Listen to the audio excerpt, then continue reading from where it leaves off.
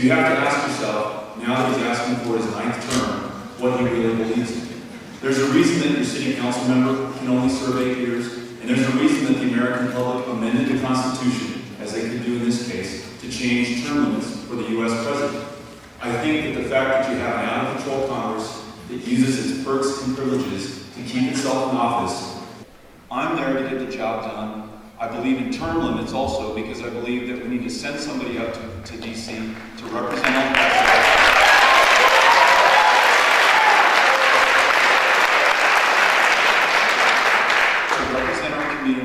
To get the job done and then to get out of the way.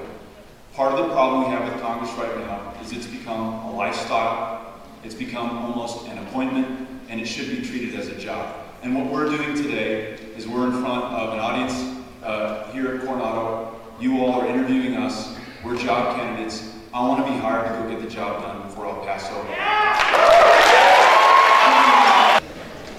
Robert Gates was the former defense secretary. He left that position because he said the Congress was paralyzed. Partisanship has sort of paralyzed the Congress, and we're living with the byproducts of their collective failures. I would also submit that you don't win voter confidence support by asking the voters what they want. The voters tell you what they want, and then you turn your back on the voters and do it the way you want to do it. If you see a person who will do that at this level, you can guarantee that it'll happen at the national level. Term limits are a good thing, but the term limits are controlled by everybody who's sitting in this auditorium. If you do well, elect them to stay. If they don't do well, you elect somebody else to get into the game. If you get a good franchise player, just like a quarterback, keep them in. If they're winning the game, if they're not losing, you need to take them out. You have the responsibility to do the hiring and not just make it automatic, because you might have somebody that's doing a good job for you. Thank you, Mr.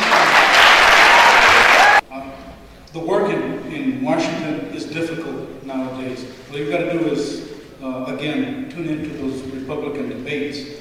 But let me tell you, coming home, I don't feel like I'm detested. In fact, quite the opposite. People stop me and thank me for the job that I've done. They stop and thank me for the things. They stop and thank me for the things that I stand for, and the fact that I'm working every day for you, for all of you here, and for them here. You know, it's not a happy time at the federal level, but I will tell you, tonight here, I will stand up for people like Hal Rogers and others that are Republicans that I have worked with, and they have worked with me, both in the majority and the minority, to get things. And I think it's fitting that we pay tribute to Martin Luther King. One of my favorite quotes from Martin Luther King is the following: "You cannot lead where you did not go.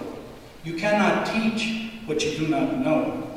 And I say that because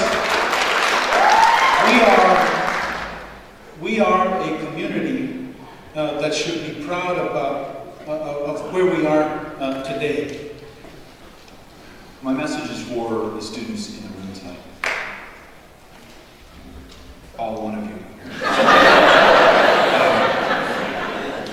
You know, many of you following this year are going to leave El Paso. You're going to go to school somewhere else or start your career somewhere else. You're just going to go to another city to explore and see what's out there. And I think that's great. But I want you to move back. And I don't want you to move back because you feel like you have to, or because your parents want you to, or there's some responsibility to move back. I want you to move back because El Paso is the most exciting and vital place that you could possibly be. And I want to give you some comfort that we're well on our way to being that city. At the local level, we've made incredible progress in the last 10 years. You think about the first four-year medical school built anywhere in the U.S., built right here in El Paso, Texas.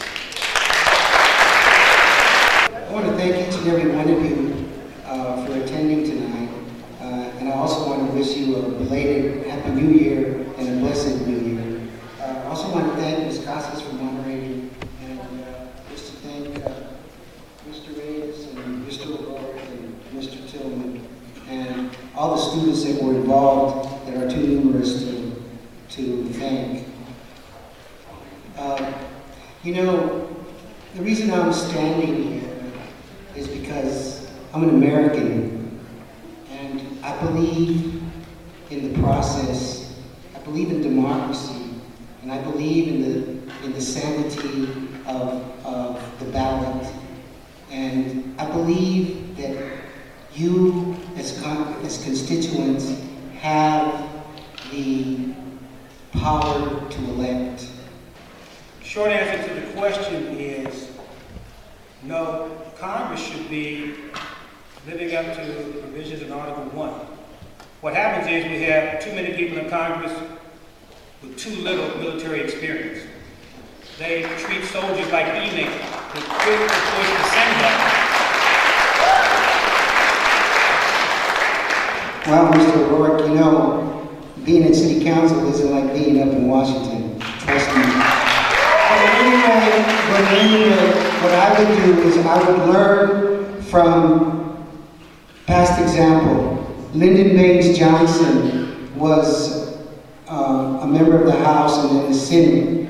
He would have barbecues with Democrats and Republicans in order for them to get to know each other. Right now in Washington, and our present congressman can attest to this, they go there for a few days, then they get on the plane and they come back to their district. They're wasting their taxpayer money.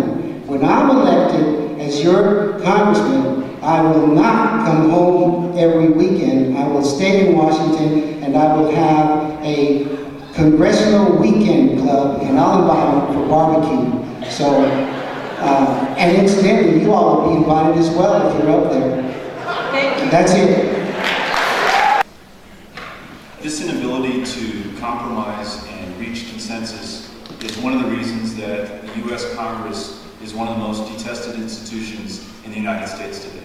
It has, according to the New York Times, a 9% approval rating. Congress cannot be counted on to get the job done, whether it's the national debt, whether it's our deficit, or whether it's any other significant problem that you see in Washington, D.C. right now. We have congressmen who put partisanship in their careers and their desire to be reelected term after term after term before their country and their community. And we need to change those priorities. And until we do, we'll keep getting the same result. Albert Einstein said the definition of insanity is doing the same thing over and over again and expecting a different result. That's what we do when we continue to send the same people back to Congress. I have a 6-year track record of working with anyone, anywhere, anytime to help move this community's agenda forward.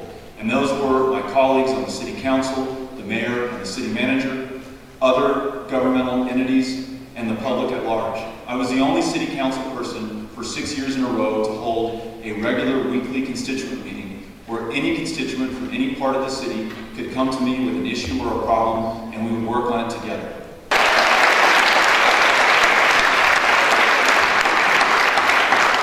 And the meet and greet will be down here, not up here. And thank you. Have a good night.